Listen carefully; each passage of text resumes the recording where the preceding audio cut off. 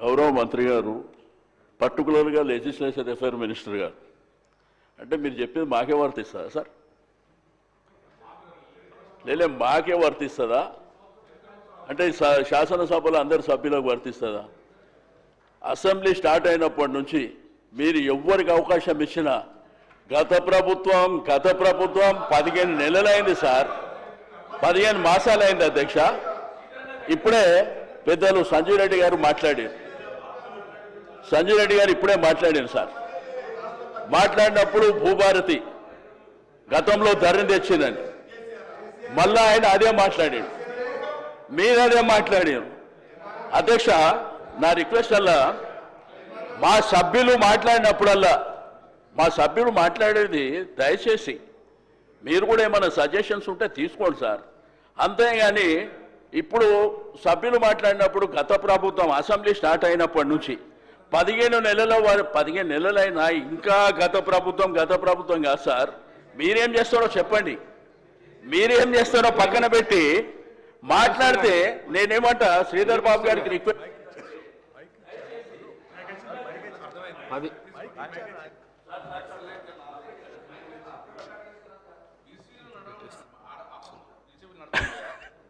దయచేసి నేను శ్రీధర్ బాబు గారు రిక్వెస్ట్ చేసేది ఏంటంటే మాకు చెప్పే ముందు సభకు చెప్పండి సార్, అందరు సభ్యులకు కూడా చెప్పండి. ఏదైతే మీరు పద్ధతుల మీద మాట్లాడేటప్పుడు కానీ బిజినెస్ మీద ఏది మాట్లాడినా కానీ మీరు కూడా పదే చెప్తారు సార్. క్వశ్చన్ అవర్ మాట్లాడినా లేకపోతే పద్ధతుల మీద మాట్లాడినా మీరు సబ్జెక్ట్కు కన్ఫైన్డ్ అయ్యి మాట్లాడాలని మీరు కూడా చెప్తారు. అది అందరికీ చెప్పండి, లేకపోతే మీరు స్టాండింగ్ ఇన్స్ట్రక్షన్స్ ఇవ్వండి సార్. అందరూ అంతవరకే పరిమితంగా మాట్లాడాలని చెప్పి మీరు చెప్పండి సార్.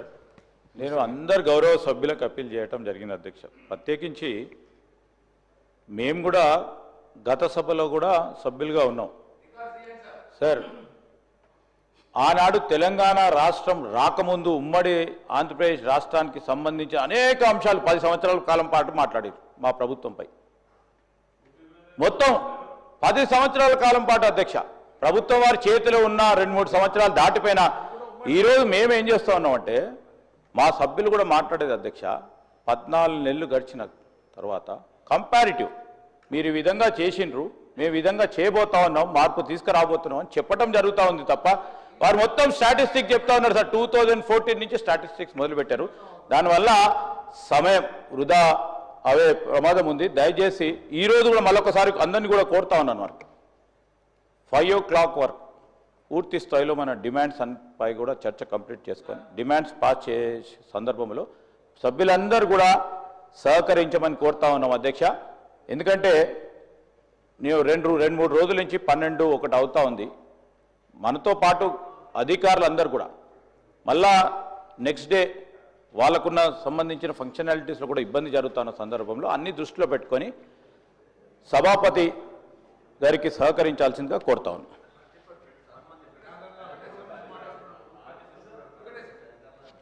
ప్రశాంత్ రెడ్డి గారు సార్, ఎల్ఏ మినిస్టర్ గారు గత అసెంబ్లీ సమావేశాల గురించి మాట్లాడు కాబట్టి నేను ఇంటర్వ్యూ అవుతున్నాను సార్. గత అసెంబ్లీ సమావేశాల్లో వారు కూడా నెహ్రూ కాలం నుంచి కూడా చెప్పారు సార్, రికార్డులు పరిశీలించారు. నెహ్రూ, ఇందిరాగాంధీ గారు, ఈ బిహెచ్ఏలు ఎవరు కట్టిర్రు, ఐడిపిఎల్ ఎవరు కట్టిరు, ఇవన్నీ కూడా వాళ్ళు భట్టి గారు చెప్పారు. ఎక్కువగా భట్టి గారు, శ్రీధరరావు కూడా చెప్పారు సార్. ఇప్పుడు కూడా మా సభ్యుడు ఏంటంటే సార్, మేము 15 సంవత్సరాల్లో ఇట్లా చేసినాము, ఇది బాగుంది, దీని ప్రకారం మీరు ఇట్లా చేస్తే బాగుంటుందని సూచన ఇవ్వడానికే గత ప్రభుత్వం మేము చేసిన పనుల గురించి చెప్తున్నాడు తప్పిస్తే వేరే ఉద్దేశం ఏం లేదు సార్. థ్యాంక్ యూ అధ్యక్ష. గతం లేకుండా వర్తమానం లేదు. ఆ గతం యొక్క రిఫరెన్స్ ఇవ్వాలని చెప్పి కూడా శ్రీధర్ బాబు గారు చెప్పింది కాబట్టి ఆ రిఫరెన్సెస్ మాత్రమే ఇస్తాను అధ్యక్ష. 2014 నుంచి 23 వరకు మన పోలీస్ని ఒక నెక్స్ట్ లెవెల్ తీసుకుపోవడానికి కావాల్సింది బడ్జెటే అధ్యక్ష. ఆ బడ్జెట్ కేటాయింపులతోనే ఇన్ఫ్రాస్ట్రక్చర్ పెంచడం, ఆ బడ్జెట్ కేటాయింపులతోనే వాళ్ళకి కావాల్సిన వెహికల్స్ని ప్రొవైడ్ చేయడం, ఆ బడ్జెట్ కేటాయింపులతోనే ఎక్కువ పర్సనల్స్ని అపాయింట్ చేసుకోవడం, ఆ బడ్జెట్ కేటాయింపుల్లో అధికంగా ఇవ్వడం వల్లనే మిగతా అన్ని కార్యక్రమాలు కూడా బ్రహ్మాండంగా జరగడానికి బడ్జెటే మూలం. కాబట్టి ఆ బడ్జెట్ దాని మీదే నేను మాట్లాడుతాను అధ్యక్ష. ఇవాళ ఆనాడు ఒక్క ఎన్కౌంటర్ కూడా 10 సంవత్సరాల కాలంలో నక్సలైట్ మీద జరగలేదు. ప్రతి ఛార్జ్ షీట్స్ను కూడా విత్ ఇన్ ద టైంలో సబ్మిట్ చేయడం వల్ల ఎవరైతే నేరస్తున్నారో వాళ్ళందరూ కూడా మొత్తం కూడా శిక్ష పడ్డది అధ్యక్ష. అదేవిధంగా డయల్ 100 అది చేసినట్లయితే 5 నిమిషాల నుండి 6 నిమిషాల్లోనే రెస్పాన్స్ వచ్చింది. ఇవాళ ఆ రెస్పాన్స్ అనేది 15 నిమిషాలకు పెరిగింది. మనం ఎందుకు అది కారణం తెలుసుకోవాలి అధ్యక్ష.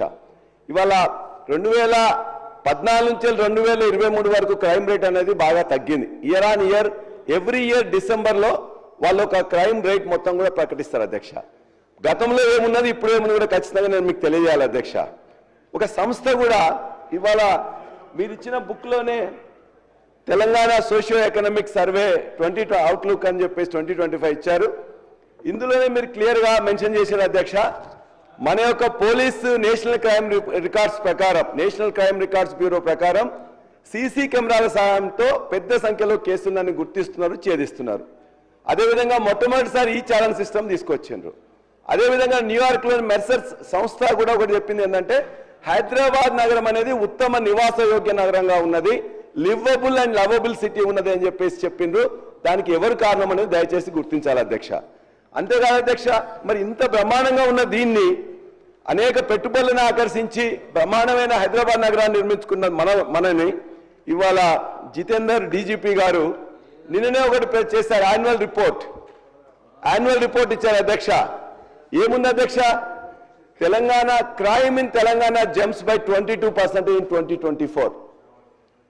Telangana recorded 19,922 cases of crime against women in 2024. దరిదాపుగా 13.75% క్రైమ్స్ విమెన్స్ కి వ్యతిరేకంగా పెరిగినాయి అధ్యక్ష. హత్యలు కానీ, కిడ్నాప్లు కానీ, రేపులు కానీ మహిళల మీద గత సంవత్సరం 19,013 ఉంటే ఈ సంవత్సరం 19,922, 13.75%. అధ్యక్ష, నిన్న ఎంఎంటీఎస్ రైల్లోకి ప్రయాణిస్తున్న వాళ్ళ మీద ఇమ్మీడియట్గా అటాక్ జరిగితే పట్టించుకున్న నాదు లేదు అధ్యక్ష. ఒక అడ్వకేట్ ని అడ్డంగా నరికేసింది అధ్యక్ష హైదరాబాద్ నగరంలో.